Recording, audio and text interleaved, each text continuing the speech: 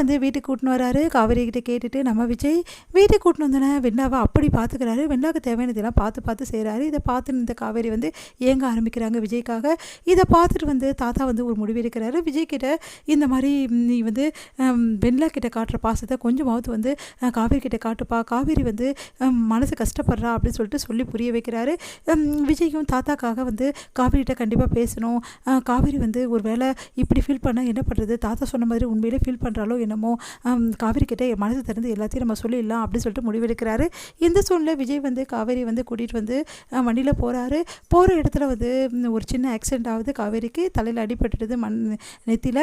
அந்த டைமில் வந்து வேறு வழி இல்லாமல் சொல்லாமல் கூட்டிகிட்டு வந்துடுறாரு. என்னப்பா காவேரி கிட்ட எல்லா விஷயத்தையும் சொன்னியான்னு கேட்டு அவங்க தாத்தா வந்து கேட்குறாரு. இல்லை எதுவுமே சொல்ல முடியல அப்படின்னு சொல்கிறாரு.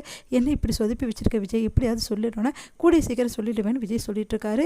இந்த சூழ்நிலை இங்கே என்ன பண்ணுறாங்க, தொடர்ந்து வந்து வீட்டுக்கு வந்து வக்கீல் வரும்போது கரெக்டாக இந்த மாதிரி டைவர்ஸ்க்காக தான் வக்கீலை வந்து வர வச்சுருக்காரு நம்ம விஜய்.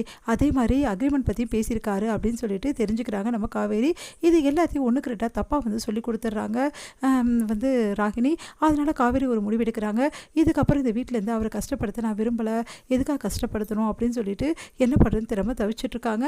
அந்த டைமில் விஜய் என்ன பண்ணுறாரு, காவேரி கிட்டே பேச வராரு. காவேரி போக பார்க்குறாங்க, கையை பிடிச்சி இழுக்கிறாரு. அப்படியே வந்து காவேரி ஹக் பண்ணிக்கிறாங்க.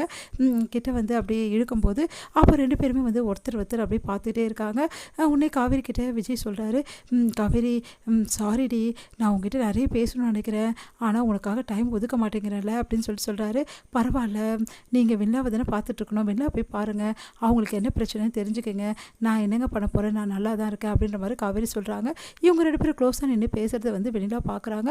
வெண்ணிலா பார்த்துட்டு அவங்களுக்கு பதட்டம் அதிகமாகுது. அப்படியே பார்த்து டென்ஷன் ஆகுறாங்க வெண்ணிலா.